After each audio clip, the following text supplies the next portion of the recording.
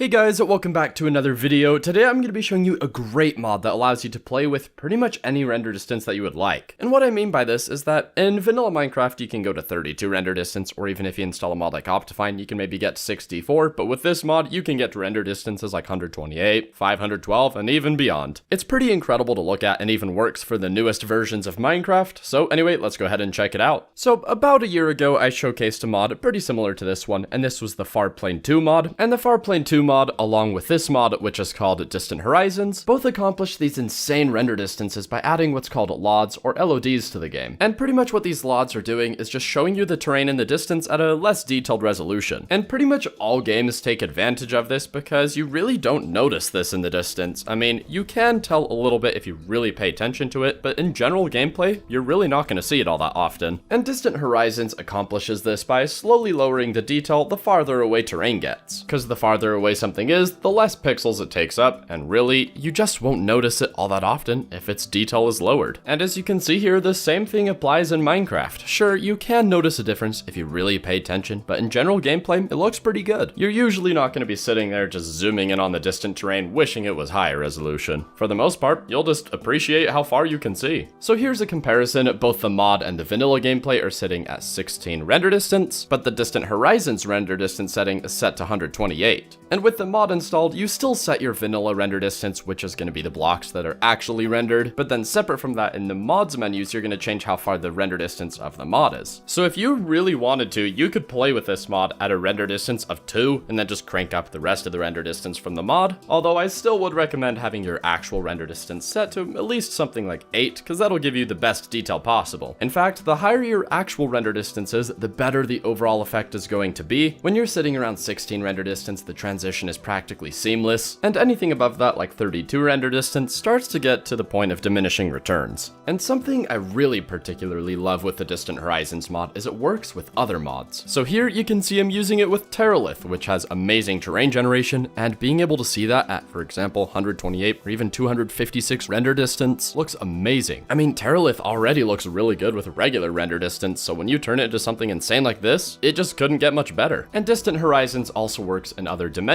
so here's an example of me using it in the Nether along with the Amplified Nether mod, and again here's an example using it in the End with the Nullscape mod. So if you've been looking for a mod that can give you some pretty amazing render distance without completely killing your performance, I would absolutely give this one a try. And if you didn't notice, I'm even using it with Sodium, so you can get a big performance boost from that. And I wouldn't call this mod particularly easy to run, but it's certainly easier to run than, say, the same render distance without the mod installed. I didn't do any testing on a weak system, so I couldn't really tell you whether or not it performs good on that, but I would still think you could even use it on some lower render distances such as 32 to 64 and not notice too much of a performance drop. That'll do it for this video, and let me know what you thought about this mod, and also if you're running on a weaker computer, you should definitely give it a try and let me know how it goes. I'd definitely love to hear how this mod runs on lower end PCs, and if there's any other mods out there you think I should check out, go ahead and let me know and I'll be sure to take a look at them. And anyways, if you guys enjoyed this video, be sure to leave a like, comment, and subscribe, and until next time, thanks for watching.